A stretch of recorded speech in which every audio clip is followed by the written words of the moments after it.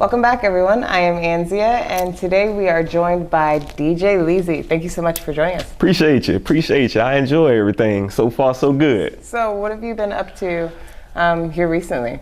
Actually, recently it's kind of been like another resurgence, I guess you can say. It seems like every 4 or 5 years or so, it's like a roller coaster. I'll go up, everything goes on, gets exciting, and it goes down, a little break, and now I'm back in that resurgence again. So actually back now, the most popular thing ever since the new Facebook app, where it allows you to go live on your Facebook now, that is kind of taken off. And one of my Facebook lives every Thursday and every Sunday, I usually kind of, I do a show. I titled it called Clubbing from the Crib. So the concept behind it, honestly, is kind of, if you don't want to go out, if you're a homebody, you know, I'll bring the club to you. I sit home, broadcast live from my home studio, I guess you can call it, and just basically just play music. It's no real structure, no real concept behind it. It's just kind of what I'm feeling at the moment. And you know, a lot of people log in, tune in, and it kind of just snowballed and became real popular for me outside of DJing and still, you know, broadcasting. It's been real lucrative, I guess you can say. Oh, that's cool.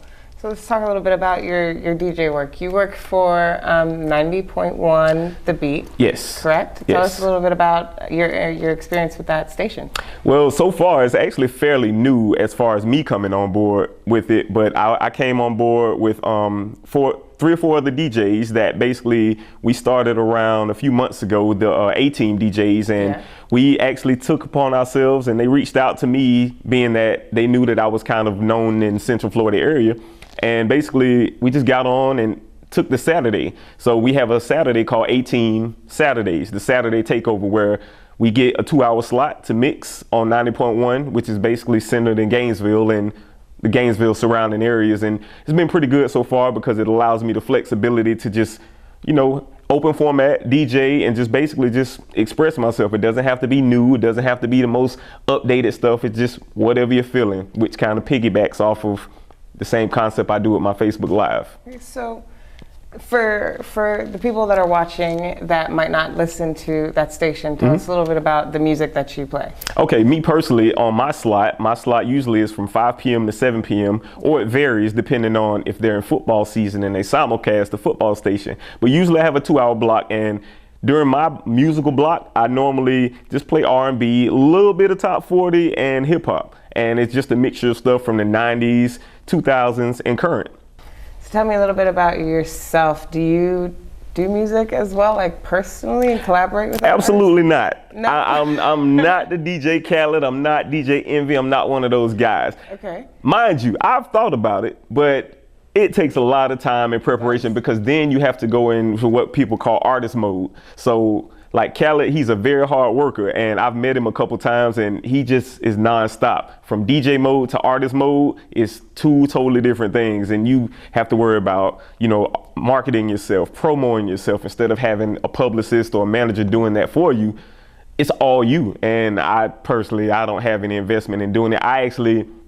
I'm like what you call a background guy. I just like to do stuff in the background. I'm not a rah-rah guy. I don't like all the hey, look at me type thing. Nah, that's not me at all. I'll sit back and just let you enjoy your spoils. Hey, you got it. Because at the end of the day, if I get a little bit of credit, I'm fine with it. Okay, so tell us a little bit about your inspirations. What keeps you inspired and motivated in this industry? It's really tough. And I say that because a lot of people, they glamorize it and they see the end result of everything that goes on in the music industry. They see the girls, they see the money, they see all the material stuff, but at the end of the day, they don't see the 15, 20 years prior to that it took to invest into getting you to that point. So I think the most positive part about it and what keeps me motivated is basically seeing people that I've helped. Makes sense. So you're a DJ, and yes. Please excuse my ignorance. Do you travel around and do shows like that as well, like yes. DJing? Yes, when the opportunity presents itself or is something that I feel like I would want to do, luckily I'm in a position where I can kind of pick and choose what I want to do instead of being one of those starving artists that wants to beg and plead to get their way in there. I don't really You're past that point. I'm done with that. I'm done with taking a $50 gig to get exposure. That was maybe year one of Leezy or year two of Leezy, but when you've been doing it for so long and you've met networks, it's certain things common sense wise you just don't want to just do just because. Okay. So I'll travel accordingly. You know, I'm in Tampa, I'm in Orlando, maybe once or twice a year I'm in Tallahassee. I go back to Tallahassee. I've spent time, I think the furthest I went DJing, may not sound much, but being outside of Florida, going to Alabama, Mississippi, going to Georgia, and doing gigs. So you've been around? Yes, I've been around. Centralized in Florida, but you know, just regional. I've been to those areas doing guest spots and just doing stuff just to say that I've done it.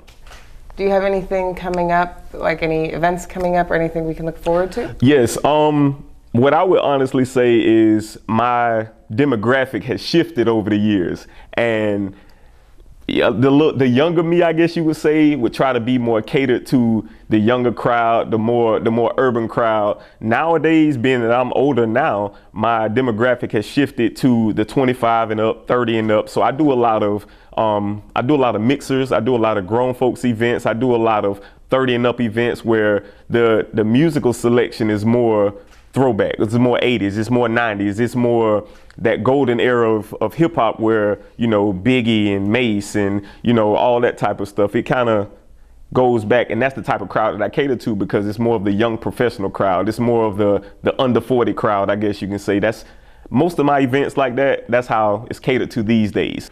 Also, it's class reunion season. That's a traditional thing in Ocala where in December, every year, the 10-year reunions, 15 and 20 year, they get together. Everybody comes from out of town, and I always do 2 or 3 of them a year. That's coming up. I'm tabbed to do, shout out to class of 2006.